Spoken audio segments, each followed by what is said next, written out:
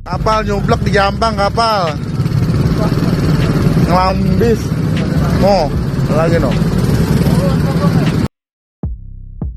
Video yang memperlihatkan sejumlah pengendara terjebak macet akibat truk pengangkut badan pesawat beredar viral dilansir dari kompas.com.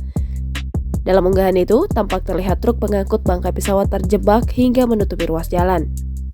Akibatnya, kendaraan roda 2 harus maju perlahan dan seringkali berhenti atau tepat di belakang pesawat yang diangkut itu. Sejumlah pengendara tampak terjebak macet, pengendara motor bahkan terlihat berhadap-hadapan dengan moncong pesawat yang diangkut truk itu.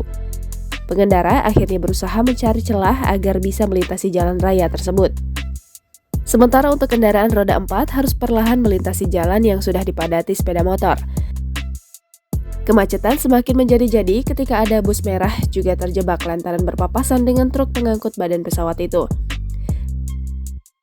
Kepala Kepolisian Sektor Kemang Kompol Ari Trisnawati mengatakan, peristiwa itu terjadi di Jalan Raya Kemang Parung, Desa Jampang, Kecamatan Kemang, Kabupaten Bogor, Jawa Barat pada Selasa 26 Juli 2022, sekitar pukul 6.45 waktu Indonesia Barat. Ia menyebutkan kepadatan arus lalu lintas memang sempat terjadi pada Selasa pagi itu. Namun kemacetan arus lalu lintas tersebut sudah terurai oleh kepolisian di lokasi.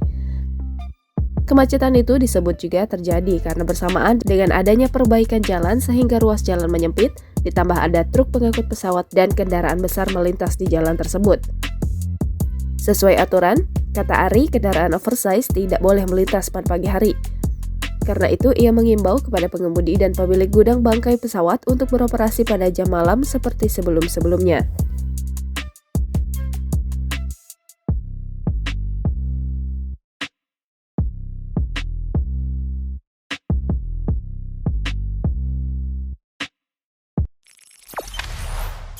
Jangan lupa subscribe, share, komen, dan like ya.